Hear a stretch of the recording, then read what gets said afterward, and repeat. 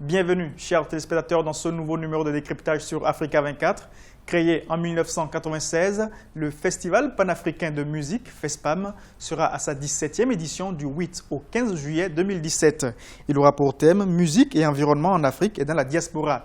Nommé il y a de cela un an, Gervais Hugues Ondaï, le commissaire général du FESPAM, est notre invité de ce numéro de décryptage. Quelle sera la particularité de cette 11e édition du FESPAM? Il s'agit donc de la 16e édition du comité de direction du Festival panafricain de musique qui s'est tenu du 5 au 6 octobre dernier. Et il a été donc question d'évacuer la 10e édition à travers l'adoption d'un certain nombre de rapports, notamment le rapport financier, le rapport général édition, le rapport financier, mais aussi et surtout de se pencher sur la 11e édition. Ce n'est plus un secret, elle aura lieu donc au mois de juillet 2017 et c'est du 8 au 15. Bon, est-ce qu'il y a des particularités? Bon, c'est un événement de la continuité, donc le FESPAM reste dans ses articulations scéniques, scientifiques et marché. Et il a été donc question que nous puissions, à travers les réformes techniques, n'est-ce pas, mettre en place un certain nombre d'outils qui permettent de bien encadrer l'événement. Mais au-delà de ces outils techniques, il a été question donc de décider du thème de cette édition qui a été choisi et adopté par l'ensemble des membres du comité de direction.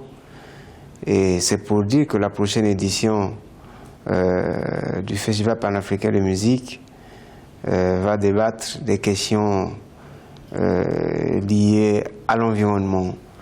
C'est-à-dire que l'interpellation des professionnels de la musique sur les questions de l'environnement. Plus clairement, le thème est intitulé « Musique et environnement en Afrique et dans sa diaspora ». Dites-nous pourquoi la prochaine édition du FESPAM met-elle l'accent sur l'environnement? Non, mais c'est un thème d'actualité. Vous savez que les questions de réchauffement climatique, du déséquilibre même environnemental, préoccupent l'ensemble de l'humanité. Et depuis la COP 21 en France et la COP 22 qui s'annonce au Maroc, nous avons pensé et que l'ensemble de la communauté musicale devrait être interpellée sur cette question pour accompagner, n'est-ce pas, cette dynamique politique. Mais vous êtes sans ignorer que la sous-région Afrique centrale, le poumon du monde à travers le bassin du Congo, est totalement engagé dans les questions de préservation. Il s'agit donc d'associer la voix des professionnels de la musique, n'est-ce pas, à cette dynamique de conservation de l'environnement et tant soit peu, n'est-ce pas, baisser les tensions climatiques. Mais on ira au-delà, il ne s'agira pas de célébrer l'environnement comme tel, mais il s'agira aussi de regarder avec les artistes et musiciens comment ils peuvent accompagner ce mouvement de protection à travers le chant. Mais il y a aussi au-delà de ces aspects d'accompagnement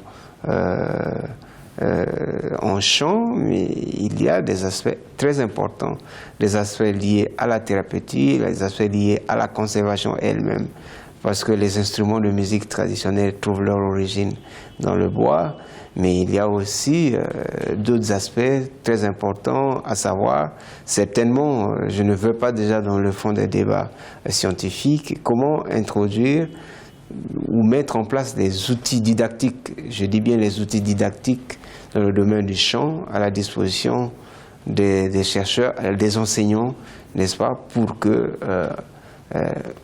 à l'école on apprenne aussi des chants liés à la conservation de l'environnement. Vous le savez bien qu'un enfant écoute mieux par la musique, étudie mieux par la musique que par tout autre moyen. Donc c'est un ensemble, un programme très important qui va être développé par les chercheurs du continent et d'ailleurs, Mais il y a aussi d'autres activités connexes, notamment le planting d'arbres qui seront développés à Brazzaville. À l'issue de la 16e session ordinaire du comité de direction du FESPAM, vous avez adopté le projet de code artistique. De quoi s'agit-il exactement? La cible principale du Festival panafricain de musique, c'est d'abord les artistes, n'est-ce pas? Il faut rendre à César ce qui est à César. Et l'ensemble de la chaîne de valeur musicale met les artistes au premier maillon, n'est-ce pas, de la création. Et il va falloir encadrer cette action. Et le code artistique a la mission ici aujourd'hui de réglementer un peu le mode de participation au Festival panafricain de musique, mais aussi regarder les questions de rémunération des artistes, n'est-ce pas? Et puis les dossiers relatifs à la participation à telle ou telle édition du Festival panafricain de musique. Donc c'est un outil d'encadrement que l'on a mis en place, n'est-ce pas? En respectant également le thème, parce que nous sommes un festival thématique, et donc les compositions, toutes les compositions doivent être orientées non seulement beaucoup plus vers ce thème. C'est pas qu'on a essayé de restreindre l'environnement de la créativité, non, mais nous sommes un festival thématique, donc il doit avoir toutes les déclinaisons possibles dans les articulations de notre festival, de la chanson au marché et en passant par les aspects scientifiques. Donc c'est cet ensemble d'agropages que l'on a mis en place pour encadrer désormais le côté artistique du Festival panafricain de musique, en respectant bien sûr les aires géographiques, n'est-ce pas, que constitue notre continent, sans oublier la diaspora. Aujourd'hui, quelle place occupe l'Union africaine dans l'organisation de cet événement? Le Festival panafricain de musique est l'émanation de l'Union africaine. C'est vrai que c'est un grand programme qui a été cédé au Congo comme pays siège, mais l'Union africaine ne peut pas ne pas être impliquée dans le Festival panafricain de musique. Je comprends le sens de votre question parce que depuis un certain temps, on parle du retour de l'Union africaine. Effectivement, il y a eu quelques observations qui avaient été faites par l'Union africaine qui n'ont pas été observées et qui ont à un certain moment mis l'Union africaine en retrait, mais à la faveur du renouveau que nous voulons pour le FESPAM et à la faveur également de l'ouverture que nous voudrons demain après les réformes approfondies qu'on attend de nous, l'Union africaine doit continuer à jouer sa partition. Effectivement, elle est là, elle a participé à cette session, elle a pris l'engagement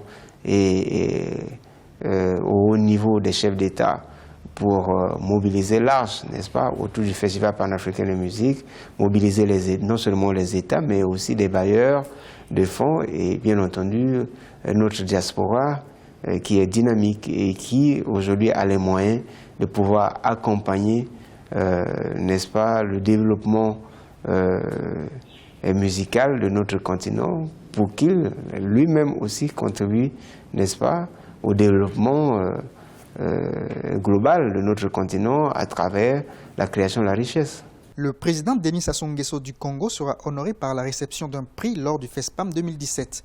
Pourquoi cette distinction?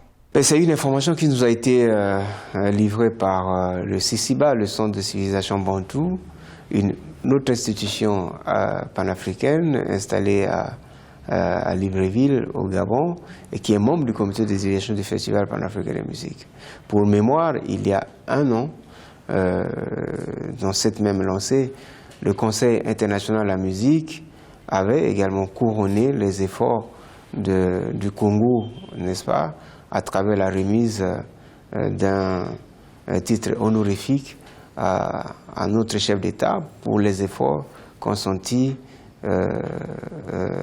de manière durable, il faut même le dire, au développement du Festival panafricain de musique.